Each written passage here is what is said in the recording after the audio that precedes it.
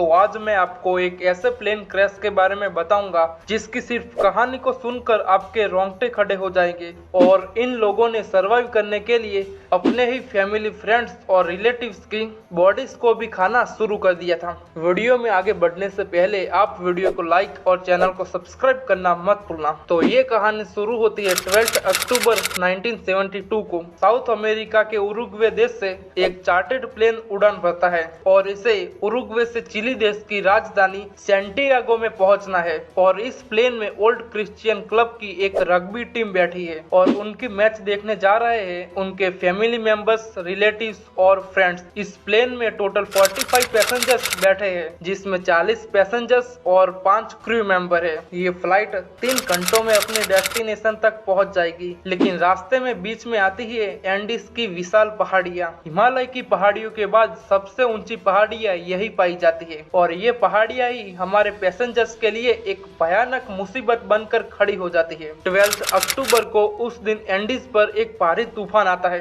Pilots decide करते हैं कि वो रास्ते में ही रुक जाएंगे और प्लेन को अर्जेंटीना के मेंडोजा शहर में लैंड करा देते हैं। और अब ये लोग वेट कर रहे थे मौसम के सही होने का, और इस चक्कर में इनको यहाँ रात भी बितानी पड़ती है। और इन्होंने यहाँ से कुछ खरीदारी भी की थी, जैसे कि इन्होंने वाइन्स की बोतलें भी खरीदी थी। लेकिन इनको ये बिल्कुल भी पता नहीं था कि आगे चलकर ये वाइन्स की बोतलें इनके कितने काम आने वाली है। तो अगली सुबह 13 अक्टूबर मौसम जो है वो थोड़ा ठीक होता है, तो प्लेन ने 2:18 पे उड़ान भरी। और इस प्लेन का जो पायलट था फेराडास, वो काफी एक्सपर्ट था। उसके पास 5117 घंटों का फ्लाइंग एक्सपीरियंस था और ये 29 बार एंडीज की पहाड़ियों में प्लेन ले जा चुका था। पायलट्स ने देखा मौसम अच्छा है तो अगले 1 घंटे तक सफर सुहाना रहता है। 3:21 पर पायलट्स प्लेन को डिसेंट कराने लगते हैं। ये प्लेन सैंटियागो के काफी करीब पहुंच रहा था, लेकिन अभी भी एंडीज की पहाड़ियों में था।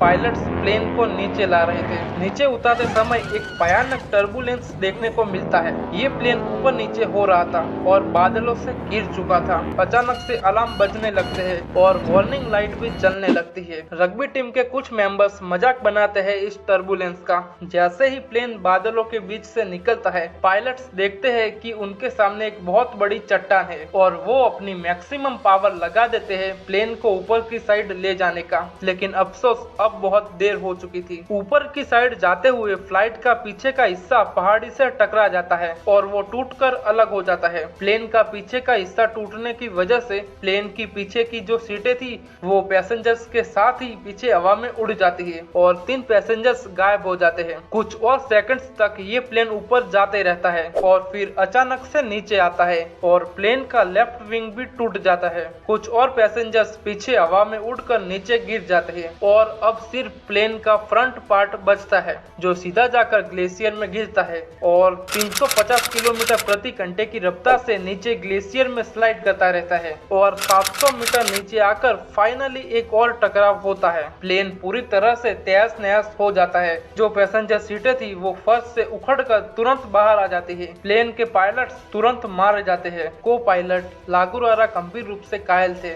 इंस्ट्रूमेंट्स उनके शरीर में घुस चुके थे। उसने पैसेंजर्स में से एक को उसकी पिस्तौल खोजकर उसको गोली मारने के लिए कहा, लेकिन पैसेंजर ने मना कर दिया। अगले दिन उसकी मौत हो जाती है। ये हवाई जहाज अब एंडीज की किसी अनजान पहाड़ी पर 3570 मीटर की हाइट पर टूटा पड़ा है। हैरानी की बात यह है कि 45 लोगों में से अभी भी 33 लोग जिंदा है। वो लोग इस दुर्घटना से बच गए हैं। प्रॉब्लम ये है कि ये लोग जख्मी है और कोई नहीं जानता कि ये लोग आखिर है कहाँ। पता चलता है कि ये प्लेन अपने प्लान रूट से 80 किलोमीटर भटक चुका था। ये सर्वाइवर्स की कहानी तो अभी शुरू हुई है दोस्तों। कोई नहीं जानता कि वो कहाँ है। क्या वो इस एंडीज की पहाड़ियों में से बचकर निकल पाएंगे या नहीं, ये तो कोई नहीं जानता। लेकिन आगे की कहानी सुनकर आपके रोंगटे खड़े हो जाएंगे। इस दुर्घटना के बाद 2 लोग ऐसे थे जिनको ज्यादा चोट नहीं पहुंची थी। पहले है रॉबर्टो कैनेसा और दूसरे गुस्तावो जर्बिनो, और ये दोनों मेडिकल के स्टूडेंट भी थे।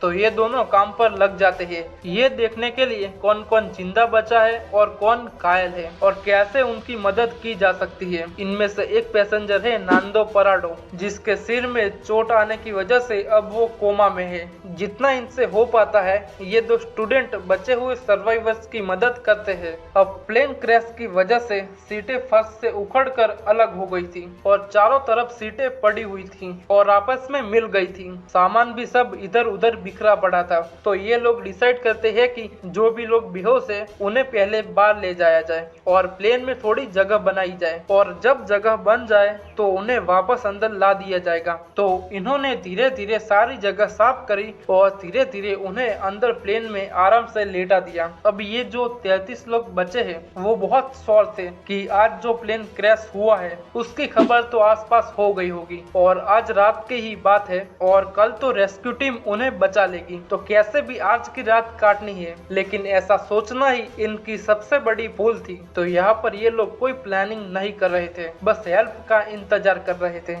दूसरी तरफ रेस्क्यू टीम 4 हवाई जहाज तैनात करते हैं सर्वाइवर्स को ढूंढने के लिए। शाम से लेकर रात तक ये ट्राई करते हैं क्रैश साइट को ढूंढने की, लेकिन इन्हें कुछ नहीं मिल पाता है। प्रॉब्लम ये थी कि हवाई जहाज व्हाइट कलर का था और ये ऐसी जगह क्रैश हुआ था जहां चारों तरफ व्हाइट स्नो और आइस मौजूद थी। बर्फीली पहाड़ियों में इसे ढूंढ पाना बहुत बहुत मुश्किल था। 13 अक्टूबर को वो लोग कुछ बैग और कुछ और चीजों की मदद से प्लेन के पिछले हिस्से को बंद करने की कोशिश करते हैं और 13 अक्टूबर की रात को जब वो श्योर थे कि अगली सुबह उन्हें कोई ना कोई तो बचा ही लेगा, उनको बस कैसे भी आज की रात -30 डिग्री में बस सरवाइव करना है। लेकिन अफसोस उस रात 5 और घायल लोग सरवाइव नहीं कर पाते और उनकी मौत हो जाती है। अब 33 में से 28 सर्वाइवर्स बचते हैं। अगले दिन सुबह 14 अक्टूबर को सर्च ऑपरेशन फिर से चालू किया जाता है और 11 हवाई जहाज इन्हें ढूंढने के लिए उड़ान भरते हैं। इन्होंने जो सर्च एरिया चूज किया था वो सही था। उसी सर्च एरिया में इस क्रैश साइट की लोकेशन भी मौजूद थी, लेकिन फिर भी ये उसे ढूंढ नहीं पा रहे थे। लेकिन प्रॉब्लम वही थी कि क्रैश हुआ प्लेन व्हाइट कलर का होने की वजह से नजर ही नहीं आ रहा था। सर्वाइवर्स प्लेन में जितने भी लिपस्टिक्स है उन सभी को जमा करते हैं और प्लेन पर SOS लिखने की कोशिश करते हैं और वो जैसे ही S लिखते हैं और जल्द ही रियलाइज कर लेते हैं कि बाकी के लेटर्स लिखने के लिए इतनी लिपस्टिक से कुछ होने वाला नहीं है। फिर वो कोशिश करते हैं बर्फ में सूटकेसेस का इस्तेमाल करके एक बड़ा सा क्रॉस बना दिया जाए ताकि रेस्क्यू टीम जो ऊपर हवाई जहाज में इन्हें ढूंढ रही है वो ऊपर से इस क्रॉस को देख सके। लेकिन ये बहुत जल्द ही समझ जाते हैं कि ये भी काम नहीं कर रहा है और उस दिन उन्हें 3 हवाई जहाज अपने ऊपर से उड़ते हुए दिखते हैं। ये ऊपर हाथ फैलाकर चिल्लाकर अपनी पूरी कोशिश करते हैं जिससे वो हवाई जहाज इन्हें देख ले, लेकिन वो देख नहीं पाते। एक और दिन इसी कोशिश में निकल जाता है। अगले दिन 15 अक्टूबर को वो लोग रियलाइज करते हैं कि ये लोग बुरी तरह से फंस चुके हैं और मदद कब तक आएगी ये कह नहीं सकते और उन्हें जिंदा रहने के लिए पानी की जरूरत थी। तो वो लोग धूप में बर्फ को पिघलाकर पानी की बूंद बूंद एक बोतल में जमा कर रहे थे। तो उनका पानी का जुगाड़ तो हो गया था। अगले दिन 16 अक्टूबर क्रैश के 3 दिन बाद नांदो पराडो जाग उठते हैं अपने कोमा से। जैसे ही उन्हें होश आता है उन्हें पता चलता है कि उनकी मां क्रैश में मारी जा चुकी है और उनकी 19 साल की बहन भी पूरी तरह से घायल है। नांदो पराडो अपनी बहन को जिंदा रखने की पूरी कोशिश करते हैं। वो उनके लिए खाना लेके आते हैं और उसका पूरा ख्याल रखते हैं। दिन गुजरते जाते हैं और 8 दिन बाद उनकी बहन की भी मौत हो जाती है उनकी इंजरीज की वजह से। इनमें से ज्यादातर पैसेंजर्स ऐसे थे जो समुद्र किनारे रहते थे। इससे पहले इन्होंने कभी बर्फ भी नहीं देखी थी। दिन प्रतिदिन गुजरता जा रहा है, खाना भी खत्म हो रहा है और इन्हें कोई मदद नहीं मिल पा रही है और सूरज की रोशनी बर्फ से रिफ्लेक्ट होकर इनकी आंखों को डैमेज कर रही है और इनके पास सन ग्लासेस के सिर्फ 3 पेयर है। 21 अक्टूबर क्रैश के 8 दिन बाद सर्च एंड रेस्क्यू टीम अपने हाथ खड़े कर देती है और सर्च अभियान रोक दिया जाता है क्योंकि ऑफिसर्स को लगता है कि इतने दिनों से कुछ पता नहीं चला है तो बहुत कम चांसेस है कि उनमें से कोई जिंदा होगा। तो 142 घंटों के बाद ऑफिशियली इस सर्च अभियान को बंद कर दिया जाता है। इसी बीच इधर प्लेन में सर्वाइवर्स को एक ट्रांजिस्टर रेडियो मिलता है सीटों के बीच में से। तो उनमें से एक सर्वाइवर रॉय हार्ली एक बड़ा सा लंबा एंटीना इम्प्रोवाइज करके बनाते हैं और इनके एफर्ट्स की वजह से रेडियो काम करने लगता है। इस रेडियो से वन वे कम्युनिकेशन कर सकते थे, बाहर की चीजें सुन सकते थे, लेकिन खुद से कोई मैसेज बाहर नहीं कर सकते थे। ये लोग रेडियो ऑन करते हैं क्रैश के 11 दिन बाद और रेडियो पर इनकी ही न्यूज आ रही होती है, जिसमें ये सुनते हैं कि फ्लाइट 571 के सर्च ऑपरेशन को बंद कर दिया गया है। अब इनके पास एक उम्मीद थी कि रेस्क्यू टीम इन्हें खोज लेगी, वो उम्मीद भी अब खत्म हो गई थी। अब ये सुनते ही कुछ लोग रोने लगे,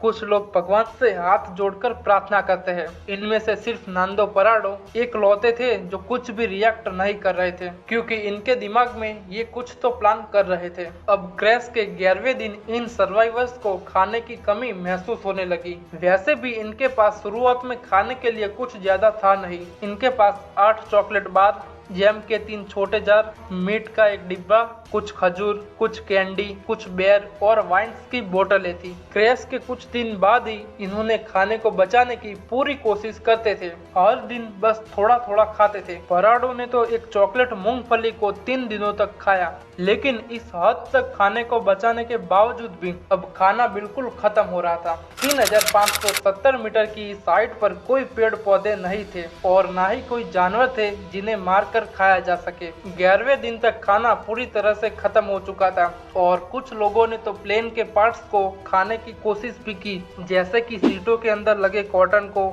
और सीटों के लेदर को भी खाने की कोशिश की, लेकिन इससे वो और भी ज्यादा बीमार पड़े। जब इनके पास खाने के लिए कुछ भी नहीं बचा और ये भूख से मर रहे थे, तो इन्होंने कुछ ऐसा डिसाइड किया जिसे सुनने के बाद आपके रोंगटे भी खड़े हो जाएंगे। इन्होंने बर्फ में पड़ी मुर्दा बॉडीज को खाने का फैसला लिया, लेकिन ये फैसला लेना इनके लिए इतना आसान भी नहीं था, क्योंकि जो मुर्दा बॉडीज बाहर पड़ी थी वो इनके रिलेटिव्स, क्लासमेट्स, फैमिली मेंबर्स और फ्रेंड्स की थी। रॉबर्टो कैनेसा ने पहले मुर्दा बॉडीज को खाने की कोशिश की, क्योंकि ये आइडिया पहले उन्हीं को आया था। कुछ और लोगों ने खाने की कोशिश की, लेकिन उन्हें ये हजम नहीं हुआ, तो उन्होंने उस समय तो खाने से मना कर दिया। लेकिन 2 दिन बाद जब कोई और दूसरा ऑप्शन नहीं बचा, तो उन्होंने भी मुर्दा बॉडीज को अपना खाना बना लिया। हालात इससे बदतर हो नहीं सकते थे और इनके पास कोई और प्लान भी नहीं था और ये लोग उस टूटे पड़े प्लेन में सोते थे। और क्रैश के 16 दिन बाद 29 अक्टूबर को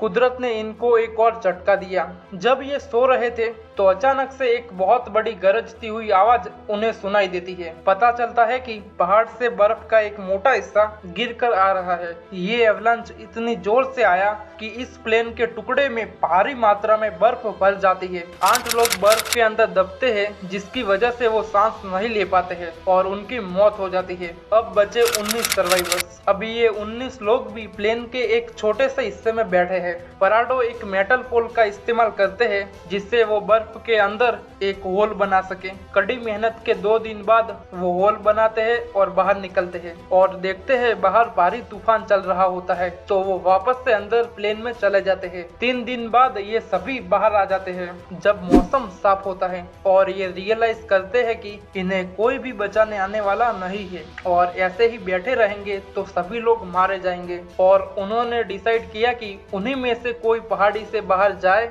और मदद लेने की कोशिश करेंगे। लेकिन उन लोगों में से सभी लोग जख्मी थे, लेकिन 3 ऐसे लोग थे जो कम जख्मी थे और वो लोग ये काम कर सकते थे। कैनेसा, पराडो और विजेंटिन फैसला करते हैं कि वो पहाड़ी के उस ओर जाकर मदद लेने की कोशिश करेंगे। सभी लोगों ने डिसाइड किया कि उन्हें ज्यादा खाना दिया जाए और मोटे कपड़े दिए जाए, क्योंकि बाहर निकलकर पैदल चलकर कोशिश की जा सके जिससे मदद मिल सके। सबसे पहला काम था लोकेशन का पता लगाना। क्रैश होने से पहले को पायलट लागुरारा ने स्टेटमेंट दिया था कि इन लोगों ने क्यूरिको शहर को पास कर लिया है, तो इन लोगों ने अंदाजा लगाया कि हम वेस्ट की साइड चलेंगे तो चिली देश के कुछ विलेजेस में पहुंच जाएंगे, जहां से इन्हें कुछ मदद मिल जाएगी। लेकिन इनका ये अंदाजा बिल्कुल गलत था, क्योंकि को पायलट को खुद भी पता नहीं था कि वो प्लेन कहाँ ले जा रहा था। असलियत में इनकी क्रैश साइट 89 किलोमीटर ईस्ट में थी, एंडीज की पहाड़ियों के बीचों बीच। 15 नवंबर क्रैश के 33 दिन बाद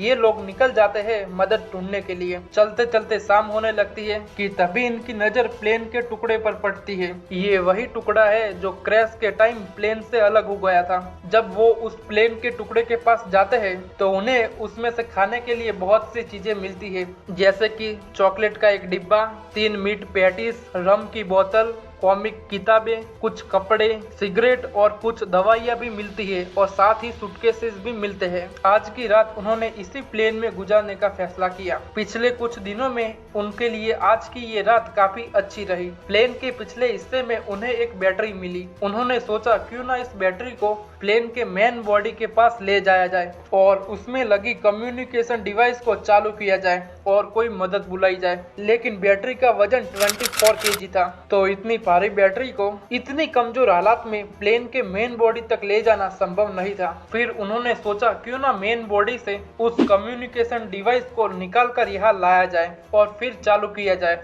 और जिसकी मदद से रेस्क्यू टीम को बुलाया जा सके। कुछ दिनों तक इन्होंने उस कम्युनिकेशन डिवाइस को चालू करने की कोशिश की, लेकिन इसमें भी इन्हें सफलता नहीं मिली। क्रैश के 59 दिन के बाद 11 दिसंबर को एक और एवलांच आता है और जिसमें 3 और सर्वाइवर्स मारे जाते हैं। अब सिर्फ 16 सर्वाइवर्स बचते हैं। सर्वाइवर्स में एक 18 साल का लड़का था और वो अपने साथ अपनी नीडल और सुई किट लेकर चला था। उसका आइडिया था कि हम अलग अलग कपड़ों को साथ में स्टिच कर दें तो इससे एक स्लीपिंग बैग बनाया जा सकता है और वो यही करते हैं। अगले दिन 12 दिसंबर क्रैश के 60 दिनों बाद ये 3 लोग कैनेसा, पराडो और विजिंटिन बिना किसी गियर के ग्लेशियर के पहाड़ों पर चढ़ाई करने निकल पड़ते हैं। वेस्ट की दिशा में जाने का मतलब है कि इन्हें पहले पहाड़ी के ऊपर जाना होगा नीचे जाने के लिए। इन्हें अभी भी यही लगता था कि ये कुछ ही किलोमीटर दूर है, तो इन्हें उम्मीद थी कि ये 2 से 3 दिन में कोई ना कोई तो मदद ढूंढ ही लेंगे और इसी वजह से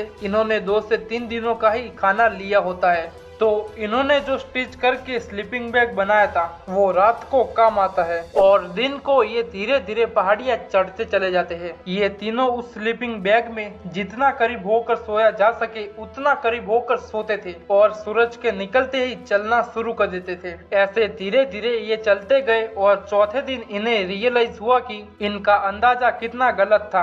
आगे की तरफ देखकर सोचते हैं कि ये रास्ता तो खत्म ही नहीं हो रहा। खाने की कमी के कारण विजेंटिन डिसाइड करते हैं कि वो प्लेन के मलबे के पास वापस लौट जाएंगे और उनका बचा हुआ खाना पानी पराडो और कैनेसा को दे देंगे और पराडो और कैनेसा आगे बढ़ेंगे। 15 दिसंबर को विजेंटिन अपना रास्ता वापस ले लेते हैं और वो प्लेन की क्रैश साइट की तरफ आने लगते हैं और विजेंटिन 1 घंटे में प्लेन की क्रैश साइट तक पहुंच जाते हैं। पराडो और कैनेसा चढ़ते रहते हैं और कुछ देर बाद वो पहाड़ी के पीक पर पहुंच जाते हैं और देखते हैं कि चारों ओर पहाड़ियां ही पहाड़ियां हैं, लेकिन उन्हें थोड़ी देर बाद एक ऐसी पहाड़ी दिखाई देती है जहां थोड़ी बहुत हरियाली है और वहां पे स्नो नहीं है और ये डिसाइड करते हैं कि हमें उसी डायरेक्शन में चलते रहना चाहिए और हार नहीं माननी चाहिए। और ये दोनों कई दिनों तक चलते रहते हैं और इन्हें कई दिनों के बाद एक नदी की एक छोटी सी धारा मिलती है और वो लोग उस नदी की धारा के साथ साथ नीचे चलते रहते हैं